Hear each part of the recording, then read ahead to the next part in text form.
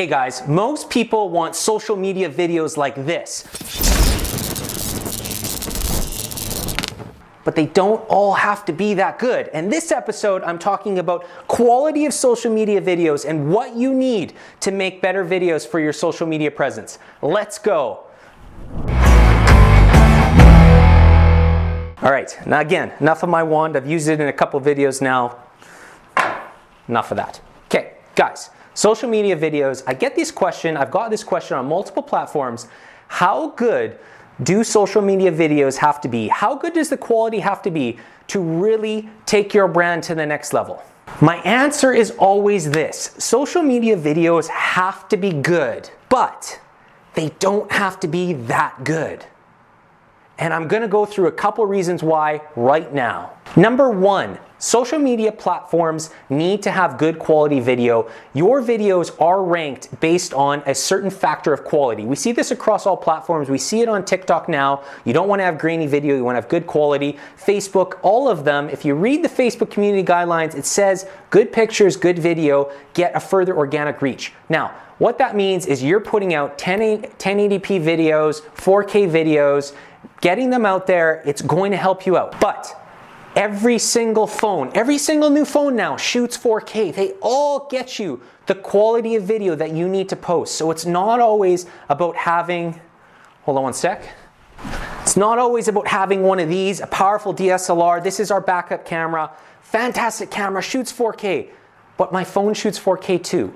Not the same 4K. Don't be fooled by thinking that this 4K and the file from your phone is the same thing. They're slightly different. But the quality for a social media upload that's going to be viewed on a mobile device is just fine on your phone. All right, number two.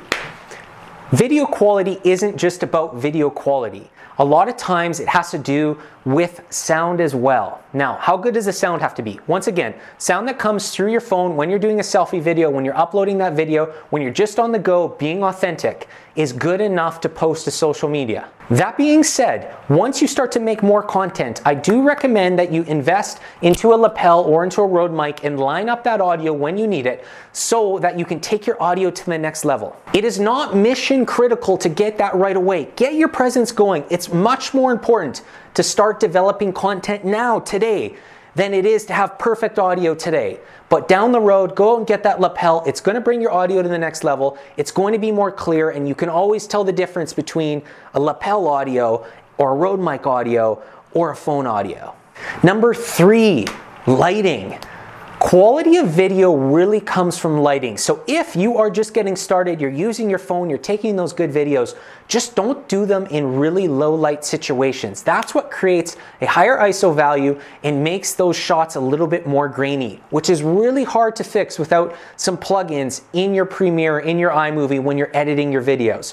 If you are always shooting your social media videos in a basement, in low light situation, make sure you go onto Amazon and buy one of those newer lights or buy one of those YouTuber lights that give you a little bit more light towards you, kind of like what I got around me, that helps the footage look really good in those low light situations. As the alternative, just go out on sunny days, make sure it's light outside, have the light in front of you shining on you, and those phone videos are still going to be absolutely mint. Number four, my last tip, just get the videos out.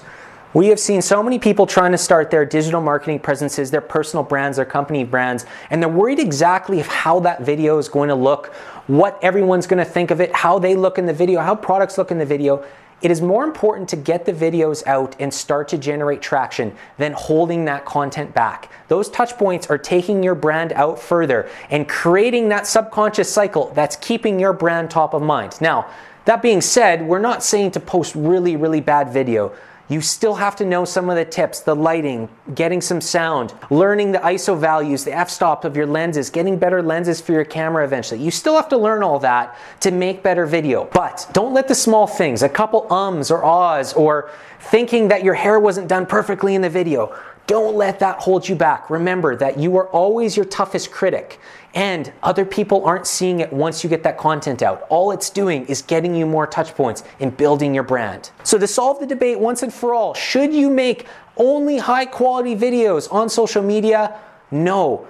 Authentic videos that are shot on a phone, an iPhone, an Android, whatever it is, are a fantastic way to get more touch points. But that being said, you can still improve your video quality over time by learning tricks with lighting, with sound, everything else. Put that together, build your brand, create and correct, and keep getting more followers. Whew! I am passionate about this topic because we've seen it all the time. That's it for this episode. I hope you guys got a little bit of inspiration or a little bit of value from it that you can take to your brands. Let me know by hitting that like button or commenting below some of the tips you have for taking better video. Let's help out the audience. I hope to see you guys in my next episode coming out tomorrow. That's all for now.